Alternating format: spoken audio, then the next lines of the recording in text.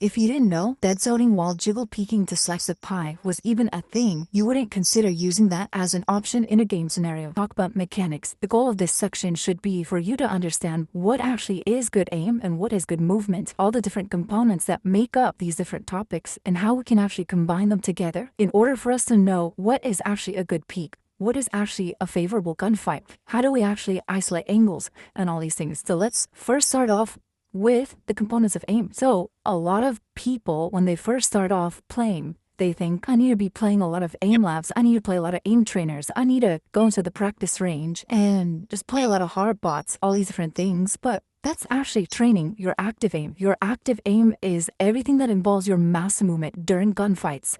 So that's like with flicking, where you move your mouse from point A to B as fast as you can. Tracking, which is where a target is moving on your screen, whether it's because you're moving yourself or because the target itself is moving. You're trying to keep your crosshair on the target that's tracking. And with micro adjustments, it's where you make these slight adjustments to your crosshair so that you're able to make sure to shoot only when your crosshair is fully on the target. Okay, so those are the basic components of aim that make up Valorant. And then there are gun mechanics. So with spray control, recoil control, you are pulling down your mouse in different patterns with different speeds too. So that is your active aim as well.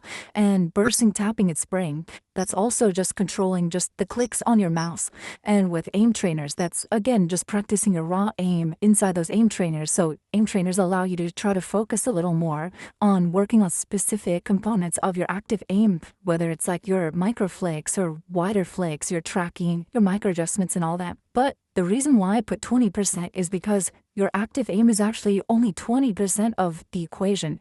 The other 80% of your aim actually comes down to your passive aim, which is determined by your crosshair placement when you're not in the middle of a gunfight. If you really think about it, when you're playing a game, most of the time you're not actually shooting at someone. You're not actually in the middle of a gunfight. A lot of times you're taking steps to clear every single angle out. You're making sure your crosshair placement is in a location where you can actually anticipate an enemy from peeking you. If not, you're actually going to be relying on your active aim. The more you have to actually rely on your active aim, the more you're likely to lose the gunfight. So heavily just prioritizing working on your passive aim instead of spending most of your time on aim trainers and all that. Just spending more time working on active aim is clearly not the best use of your time. I'd say if you're just starting out the game and you're shaking on a lot of these mechanics, that's going to help a lot. You're going to reach a certain threshold where just spending more time working on these things aren't going to yield that good of a result compared to you focusing on like your crosshair placement, understanding the different variations in height depending on distance and platform heights, and also just understanding different objects on the map that you can use as guidelines to know where head height is for the enemy character models. So right now I'm going to switch over to the game and show you guys all these different little components of aim that I'm talking about, and this will be the first drill that I will show you. So what you're going to do, you're pulling up the range. I want you to turn on practice. You can keep the armor on or off, doesn't really matter. And you want to stand right here where the tiles don't line up. You see this line right here. And you want to stand right in the middle with the classic. And you're going to pick point A and B that you're going to flick to. So you're going to pick two targets. So I'll pick this one and this one first. And so I'm going to flick from point A to point B as fast as I can. It's okay if I'm inaccurate with this, okay? It's okay if my flicks are off, but I'm going to flick as fast as I can. And notice how my crosshair is slightly off. So this is where the micro adjustment comes in. And I'm going to snap and I'm going to shoot. And then what I'm going to do is I'm going to snap back to point A again, micro adjust and shoot. And I'm going to repeat this back and forth. Okay, and with the flicks, I want you to try to go for speed instead of precision. But for the micro adjustments, after we flicked once, I want you to go for precision rather than or speed. Okay, so the flicks can be as fast as you can, but for the micro adjustments, you should take as much time as you possibly need so that you make sure that your crosshair is lined up before you take the shot. So when we do speed this up, it's gonna look something like this. So notice how a lot of times my crosshair is sometimes off, but I'm always making sure that I'm micro adjusting before I actually end up taking the shot. 1, 2, 1, 2, 1, 2, 1, 2. So there I am missing a couple shots, So if that's the case, then slow down a little bit because it means you're not really warmed up yet. And so I would definitely practice this for about 10 minutes each day just to use it even as like a good warm up. But it's also a great way to start really drilling in the muscle memory that I should always be micro-adjusting before I take the shot. And so the next component of aim that I want to talk about is tracking. When it comes to sensitivity, most people, at least pro players, have a sensitivity between 0.2 and 0.4 at 800 DPI. Your DPI is the dots per inch on your mouse software, and that's how many like pixels your crosshair will move based on like an inch that you move your mouse. And then the 0.2 is your in-game sensitivity, so that's the multiplier. And when you multiply these two numbers together, you get your effective dots per inch in-game. So if I use a 0.2 sensitivity, but my DPI is 1600, then I'll end up with the same eDPI or sensitivity as I would if I use 0.4 in-game sensitivity at 800 DPI. I'm using a slightly higher sensitivity right now just because I'm relying a little more on my wrist, but generally in Valorant, it is very, very important for you to be able to shoot precisely and accurately. Your first bullet matters a lot. That's just something to keep in mind. And the reason why I bring this up is because when you are practicing tracking, or when you're just kind of warming up your tracking, you can sort of get an idea for whether your sensitivity is too high or too low. Based on if, let's say like your sensitivity is way too high, then as you track left and right, your crosshair is going to look a little stuttery. And if your sensitivity is way too low, then it's going to feel like you're dragging on mud and it's going to look really, really slow, right? That's also what you want to avoid. So you can try to find a sweet spot for your sensitivity that way. There's no perfect sensitivity. It's just what suits you the most. And so it's a pretty good idea if you get close and start backing up and just get used to tracking the target from different distances. Or we talked about flicking, we talked about tracking, we talked about micro adjustments. So now let's actually go into talk about gun mechanics. Let's first talk about spread control by using the Phantom and Vandal. So the Phantom does have slightly less recoil compared to the Vandal. And the key thing to also know is that on the right hand side right here, you'll notice that the first shot spread on the Phantom is 0.2 versus the Vandal being 0.25. This means that even though your first shot is most likely always going to be accurate at extremely far distances, your Vandal will not always hit the target, as you can see. And so, unless we ADS, like that, because the first shot spread is lower and we get a higher zoom. The reason why this is important for you to understand is because when we're trying to figure out spread control, when we're trying to figure out burst and tapping and spraying, it's going to be different for these guns that are used the most. With both the Vandal and Phantom, you want to be able to at least shoot 5 bullets pretty accurately and control their spread. The reason being, your first 5 bullets, that was 6. But your first 5 bullets pretty much always just go straight up. It might have a little bit of curving and slight variation, but for the most part, even with the Vandal, notice how the first 3 bullets barely go up, but the 4th and 5th bullets jump up. The same thing happens with the Phantom. So notice how it doesn't go up as much. Sometimes the first 3 bullets are even more tightly grouped than the Vandal. This is something to note. For the most part, the amount that you want to pull down is from the head to the crotch or the waist level on the bot at the 10-meter mark. And you want to get this muscle memory down, because notice how after I pull down this distance after 5 bullets, and I don't reset my crosshair height, I'm down here. But if I just pull down the same distance at 20 meters with my mouse, notice how all my bullets still hit, but now I'm down below towards the ankles, 30 meters. Right? I'm way below it now, and I have 50 meters. I'm all the way down here, but most of my bullets are still able to hit the target. So that's why it's important for you to get this muscle memory down, at least at the 10-meter mark. When it comes to this second drill that I would like you guys to do is go across left to right and shoot 5 bullets with the Phantom or Vandal. And even though the recoil is slightly different, you should still be able to get a pretty tight grouping at the 10-meter mark. I'm going to show you right now.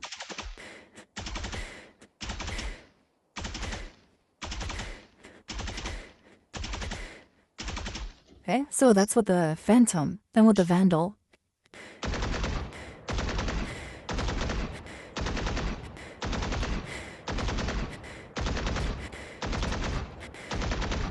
okay, so that's what it's going to look like. You see, sometimes the Vandal has a little bit more bloom because of the increased recoil, but you can still see at the 10-meter mark, you can still get a pretty tight grouping. A common mistake I see is players doing this. Okay? This means that you actually started pulling down a little bit in the first few bullets, but towards the end, the fourth and fifth bullet, you kind of stop pulling down. Remember how I said that the first 3 bullets barely go up, but the fourth and fifth jump up. So if that's the case, that means at the 10 meter mark, if I just don't pull down at all, you see that it still goes up, right? But if we actually do this further away, the actual distance that goes up is way higher. If we actually zoom in, right? Those are all bullets that are actually just going over the target's head. So in closer distances, it's a lot safer and easier to spray someone. But in longer distances, for this reason, you want to kind of burst and pull down a little bit still, okay? You always want to be pulling down after the first bullet for this reason that I'm showing you right now. All right, so that's what's spray control. And I just talked about bursting, tapping is spraying. So with bursting, it's pretty good at anywhere between like 10 to 30 meters, I'd say. With anything below 10 meters, generally you just want to spray because it's going to be really easy to just hit all those shots if you control your spray. And then anything above the 30 meter mark, you definitely want to like tap or just shoot like just 2 and continue strafing in between, even with the Vandal. Okay? So that's generally the gun hygiene for these rifles in game. So now let's actually talk about all the different gun mechanics too, with the different guns. So with the classic and with the ghost and any single like semi-auto pistol, you really want to take your time, because if I just start spraying, you see how my bullets are nowhere near where my crosshair actually is. Same thing with the ghost. People do this all the time. You just start spraying, okay? Just take your time. And you're gonna be able to kill people a lot faster doing this. Notice how even as I'm strafing, I'm able to hit those shots. With the sheriff, it's a little slower too. And the beat that I like to follow in my head when I was first learning this was just like staying alive. So bam, bam, bam, bam, staying alive, okay? So that's kind of the music. If you played CSGO, you probably know that it's literally the same timing too as a deagle in that game. But yeah, notice how you can shoot pretty accurately doing that, so it's good to get in the habit of learning that. With the Stinger, anywhere like past the 15-20 meter mark, I would definitely like start ADSing and learn to pull down right after you start shooting. Okay, because the burst is really fast. With the Spectre, definitely long range. I am gonna ADS, but you're probably not even gonna be trying to take long range fights with this gun. Most of the times I will probably like strafing between 2, make myself a lot harder to hit. But if I'm much closer to the enemy, so like 15 meters or less, like here, like that's 10 meters right now, I would definitely like start just running gunning and making it really hard for people to hit me. So that's the benefit of using the Spectre. With the Bucky, pretty straightforward. Just left click when the target is 10 meters or less. But anywhere further, you definitely want to right click. And sometimes it helps to like crouch in between to try to get the grouping of your bullets a little bit tighter. Okay. With a Judge, it has a recoil pattern where it goes up to the right and over, making like a little semicircle.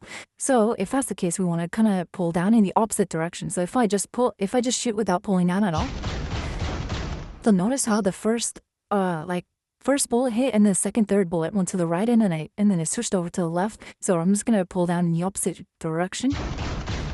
And notice how I could get a pretty decent like spread doing that with the Judge. You never want to just start spraying right away though with the Judge like that. I think it's much better if you just take your time a little bit. Because if you start spraying too much, your spread will still go everywhere. The Bulldog is very underestimated in this game. It's just like a Phantom that's unsuppressed. So a Phantom at long range will require 1 headshot and 1 body shot to kill someone. But notice how there's no damage drop off with the Bulldog. So if we use the ADS function, which honestly with this gun has very little recoil, like I'm not pulling down at all right now, I'm just gonna shoot. Like it's literally the third bullet that's kind of going up, right? The first 2 bullets are literally laser on to wherever we're scoped in. So ADSing with the Bulldog is really, really, really strong.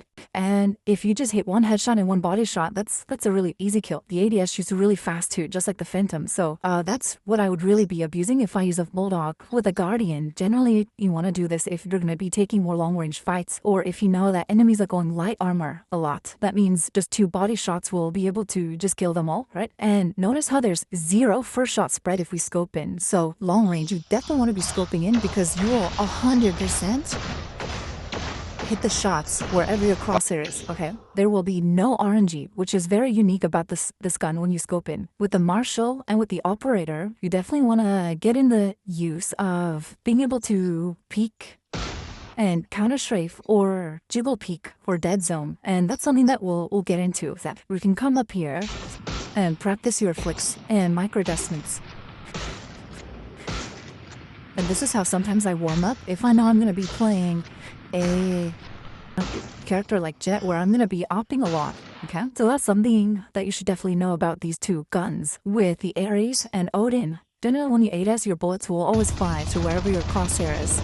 So you can just practice controlling the spray.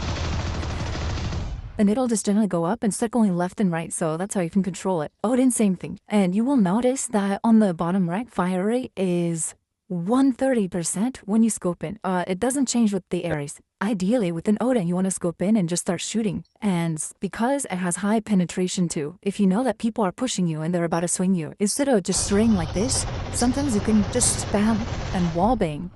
So that if people who are trying to even like cross over to peek you will just instantly get shot through the wall. And because it's shooting so fast, you're just gonna kill them. And speaking of gun mechanics, I also want to talk to you guys about the best way to pick up guns in this game. So instead of looking down and pressing the function key, it's better if you just drop your weapon, then press 1 again to pull out the weapon. This way it doesn't throw off your crosshair placement. And you can always be ready for the gunfight as soon as you pick up the gun. And using this mechanic too, you can also juggle weapons. So as I'm running forward, I'm just spamming 1 and my drop key. That way you can just move rifles away from the enemy team if you don't want them to grab it, especially if they're on the eco. So that's the last thing about gun mechanics. In terms of aim trainers, I will link a playlist that you guys can practice if you're completely new to FPS and mouse and keyboard. But definitely, I think you will get a far better return on investment of your time if you just practice these in-game mechanics. So now let's talk briefly about passive aim too. So in terms of crosshair placement, there are guidelines throughout the map that you will be able to tell where head height is. So these crates, these wooden crates that you see are on the different maps. There's sometimes wooden, there's sometimes like radianite crates. There's a bunch of different ones, even metal ones, but this one's too short, but this one's tall enough. So all these boxes are the same height as the character models in game. So the dead center of the head will literally be right under these boxes. So from this distance, right, notice that right here would be the head height, and the farther away too that you are, the shorter the model gets too. So that's something that you need to know. And the closer I get, right now I'm not moving my mouse at all. So right now, I'm right in the center of the head, but the more I walk backwards, my crosshair is getting far above it. So that's something that you need to account for. And in terms of stairs too, again, this would be about head height. So you just trace and make parallel lines based on the different heights in the game. And the passive aim will also involve your movement, the way you peek and clear angles, which we'll talk about after I go over movement now and go over some drills as we combine the components of movement and aim together.